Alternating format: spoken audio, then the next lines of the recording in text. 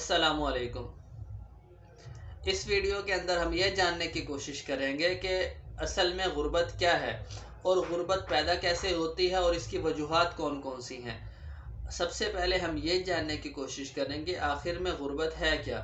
गुर्बत इसको कहते हैं कि किसी इंसान के पास ज़रूरियात ज़िंदगी तंग हो जाएं, ज़रूरियात ज़िंदगी बहुत कम मिकदार में रह जाएं और या फिर उसके पास ज़रूरियात ज़िंदगी बिल्कुल ख़त्म हो जाएं या उस तक उसकी रसाई ना रहे, तो हम इसको गुर्बत कहेंगे। जैसे कि किसी इंसान के पास खाने के लिए रोटी नहीं है, पीने के लिए साफ़ पानी नहीं है, अगर उसके पास खाना है तो खाने की क्वालिटी अच्छी नहीं है, अगर वो क्वालिटी के पैसे देता है या क्वालिटी में अपने सोर्सेज लगाता है तो उसके पास रहने के लिए पैसे नहीं रहते। वो जिस जगह रह रहा है, जिस जगह उसने रिहाइश की हुई है, अगर ये दोनों चीज़ें वो कंप्लीट कर भी लेता है तो उसके लिए उसके पास पहनने के लिए कपड़े नहीं रहते। तो अब इन सारी चीज़ें ज़रूरियात ज़िंदगी को आपस में मिलाकर चलाने के अंदर जिस शख्स के को तंगी आने लगे, तो इसका मतलब ये है कि वो शख्स गुर्बत के अंदर है और उसको उस गुर्बत से निकलने की कोशिश करनी चाहिए और उससे उसको निकलने के लिए जो उसके सॉल्यूशंस हैं उसकी तरफ जाना चाहिए। सबसे पहले हम गुर्बत की वजूहात की तरफ आते हैं, क्योंकि हमने अभी गुर्बत की जो मेन स्ट्रक्चर था उसको हमने समझ लिया, उसकी डेफिनेशन को हमने समझ लिया। अब हम जाते हैं इसकी वजूहात की तरफ। गुर्बत की वजूहात होती क्या हैं, और ये वजूहात सबसे पहले जो मैं डिस्कस करना चाहूँगा वो हैं इंटरनेशनली, मतलब कि जो आलमी तौर पर पूरी दुनिया के अंदर गुर्बत है उसकी वजूहात क्या हैं। उसकी वजूहात ये हैं कि बहुत से ममालिक आपस में मिलकर इत्तेहाद बनाते हैं। बहुत से ममालिक मिलकर एक इत्तेहाद बनाते हैं। इस तरफ एक इत्तेहाद बन गया, दूसरी तरफ थोड़े और ममालिक मिलकर इत्तेहाद बनाते हैं, तीसरी तरफ और ममालिक मिलकर इत्तेहाद बनाते हैं। इस तरह से वो इत्तेहाद बनाकर दूसरे ममालिक को नुकसान पहुंचाते हैं। जो उनके इत्तेहादी मुखालिफ होते हैं वो उनको नुकसान पहुंचाते हैं, वो उनकी ट्रेड नहीं चलने देते, वो उनके ऊपर सेक्शंस लगाते हैं, वो उनके ऊपर एहतियातें लगाते हैं, वो उनके ऊपर स्टैंडर्ड्स को फॉलो करने के अंदर उनको लगा देते हैं, या फिर इस तरह की चीज़ें जो लीगल हैं और यूज़ होने वाली हैं उनके ऊपर वो पाबंदियाँ लगा देते हैं।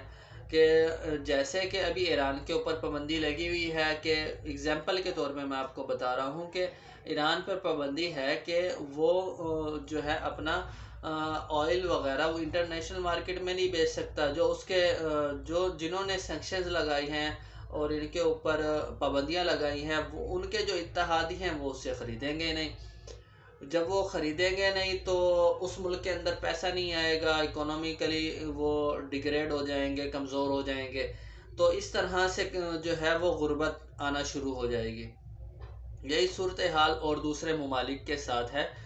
इस तरह से बहुत से इत्तेहादी मिलकर अपने मुखालिफ इत्तेहादियों के ऊपर जो है वो बहुत ज़्यादा सैंक्शंस लगाते हैं, बहुत ज़्यादा पाबंदियाँ लगाते हैं, जिसकी वजह से उन ममालिक के अंदर गुर्बत आना शुरू हो जाती है। जब उसके इत्तेहादी इनके ऊपर सैंक्शंस लगाते हैं तो इस तरह भी उसके इफ़ेक्ट्स देखे जाते हैं और बहुत ज़्यादा लोग इससे इफ़ेक्ट होते हैं। अब ये हो गया हमारा इंटरनेशनल मसला। जब इस मसले की वजह से निचले तबके के ऊपर इसके असरात पड़ते हैं तो उनके ज़िंदगी बहुत ज़्यादा तंग होने लगती है, उनके पास खुराक नहीं रहती, उनके पास पढ़ने के लिए एजुकेशन के वसाइल नहीं रहते, हेल्थ के वसाइल नहीं रहते। हेल्थ जो है वो कमज़ोर हो जाती है। उसके अलावा उनके पास जो है माहौल को साफ़ सुथरा रखने के लिए या उसमें प्लांटेशंस करने के लिए पैसे नहीं रहते, सोर्सेज नहीं रहते।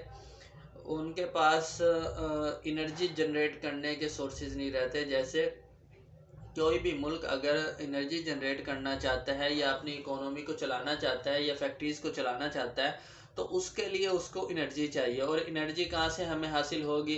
पेट्रोलियम से हासिल होगी, सोलर से हासिल होगी या हाइड्रो से हासिल होगी। और भी एनर्जी के बहुत सारे ज़राए हैं, लेकिन मेन सोर्सेज यही हैं। اگر اس کے اندر کوئی ملک سورسز حاصل نہیں کر پاتا کسی وجوہات کی وجہ سے، یا اس کے لیے عالمی منڈی کو مہنگا کر دیا جاتا ہے، یا تو اس وجہ سے اس ملک کے اندر غربت آنا شروع ہو جاتی ہے، کیونکہ اس ملک کے اندر کسی بھی چیز کی پروڈکشن وہ محدود ہو جاتی ہے، اور وہ الٹا جو ہے دوسرے ممالک سے مال لاتا ہے اپنے ملک کے اندر، اور باہر نہیں بھیج پاتا، مطلب ایکسپورٹ نہیں کر پاتا، باہر بھیج کر ملک کے اندر پیسہ نہیں آتا۔ جب ملک میں دولت نہیں آئے گی، سورسز نہیں آئیں گے، تو پھر ملک کے جو لوگ ہیں وہ غربت کی طرف جانا شروع ہو جائیں گے۔ اور ایک وجہ اس کی انسٹیبلٹی بھی ہے۔ انسٹیبلٹی جو ہے وہ اکنومیکلی انسٹیبلٹی ہے، اور انجسٹس بھی ہے۔ اگر آپس جو دوسرے ممالک ہیں وہ اگر ڈسکریمنیشن کریں گے ایک دوسرے کے ساتھ، تو غربت ممالک میں آنا شروع ہو جائیں گے، اور اس غربت کے جو اثرات ہیں وہ لوگوں کے اوپر آئیں گے۔ یہ تو ہو گئی اس کی وجوہات۔ ہم نے جو ہے وہ غربت سے نکلنا کس طریقے سے ہے، وہ اس طرح سے ہے کہ ہم نے سب سے زیادہ جو ہے اپنی ایجوکیشن کی طرف ہم نے توجہ دینی ہے۔ ایجوکیشن جو ہے اس کو ملک کے اندر عام کرنا پڑے گا۔ ایجوکیشن ان سینس مطلب ہمیں ٹیکنیکل ایجوکیشن کی طرف تھوڑا زیادہ جانا پڑے گا، کیونکہ ٹیکنیکل ایجوکیشن جو ہے وہ اس کے تھرو ہم جلدی چیزوں کو بنانا سیکھ سکتے ہیں، جلدی ہم کسی اس نہج پر پہنچ سکتے ہیں کہ ہم اپنے اکانومی مطلب ہم اکنومیکلی سٹیبل ہو جائیں۔ اب ٹیکنیکل ایجوکیشن جو ہے وہ اس کی طرف جانے کے لیے ہمیں انسٹیٹیوشنز چاہیے، اس کے لیے ہمیں ٹیچرز چاہیے، اس کے لیے ہمیں مل کر کام کرنا پڑے گا۔ اس کے ساتھ ہم جو ہے اس غربت کی لکیر سے نکل سکتے ہیں۔ پہلی وجہ یہ ہو گئی ایجوکیشن نہ ہونا، کیونکہ جو غربت کی جو وجوہات ہیں، جو غربت ہے اس میں ایک چیز یہ بھی ہے کہ تعلیم کا نہ ہونا، تعلیم کی کمزوری ہونا۔ تو تعلیم کی کمزوری کس طریقے سے ختم ہو سکتی ہے؟ جب ہم جو ہے تعلیم کی طرف جائیں گے اور تعلیم حاصل کرنے کی کوشش کریں گے، اور مختلف حربوں کی طرف جائیں گے اور اس کے الٹرنیٹیوز کی طرف جائیں گے، تو ہم غربت کو ختم کر سکتے ہیں۔ دوسرا یہ کہ جب ہم غربت میں، اور دوسری چیز کیا تھی، جب سورسز کم ہوں گے تو ہمارے پاس پینے کے لیے صاف پانی نہیں ہوگا، تو صاف پانی کے لیے ہم جو الٹرنیٹیوز ہیں اس کو یوز کر سکتے ہیں۔